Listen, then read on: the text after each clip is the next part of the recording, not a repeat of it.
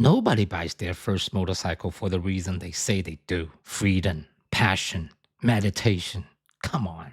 I'll tell you what actually happened, at least for me. I've seen countless videos online trying to explain why people ride: beautiful scenery, emotional music, a deep voice stocking up words that sound profound. Things like escaping the noise of the world, finding freedom, become one with yourself. And honestly, sometimes I watch those and I think, okay, then what? Even if you escape successfully, even if that weekend ride was perfect, Monday still comes. You still have to go back to work. And that moment when you ride home, knowing tomorrow is a working day, isn't that actually more brutal? So allow me, the most ordinary mid-aged Chinese rider you will ever met, tell you why I actually start riding and what I really think is behind all of it. Go back 30 years. I was a kid flipping through Chinese motorcycle magazines. That's when the seed got planted. I want to ride. I want to have a motorcycle. If you want to know what exactly happened, how complicated actually to have a bike in China back then, I did a whole video on that. Go check it out if you're interested. Alright, here's the simple version of why I wanted one. It wasn't because I understood horsepower or torque. It wasn't because I had a preference for inline fours or, twins. I wanted a motorcycle because I liked vanity. And I liked the feeling of superiority. I imagined myself riding around on a beautiful machine, looking cool, and I absolutely knew that once I had a motorcycle, the people around me would look at me differently. A motorcycle will make me look cooler,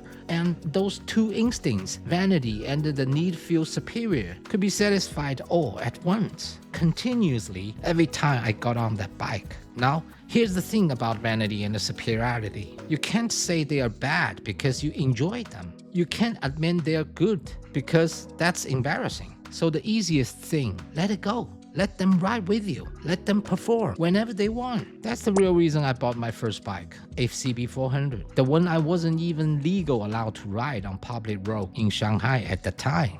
I liked the motorcycle, sure, but did I like them enough to spend serious money on an unregistered, technically illegal machine? Honestly, not quite. But adding vanity and superiority into the equation, and suddenly everything felt worth it. So, yes, I know that very clear about myself. And even today, I honestly don't believe most people buy motorcycles for meditation or escape. Here's why. Cars exist. If you really want to meditate or escape, a car works fine. Nobody films a beautiful mountain road from inside a car and use a deep voice to say, "This is why I drive." Nobody does that because everyone has a car. Not everyone has a motorcycle. That gap, that's exactly where the vanity lives. That's where the superiority comes from. And think about it. We always say motorcycles are about self-expression, about individuality. But the moment you express your individuality, you are quietly telling the world you are different. Isn't that exactly what superiority feels like? I'm not saying this is wrong. Vanity isn't evil. Superiority isn't evil either. They're just human.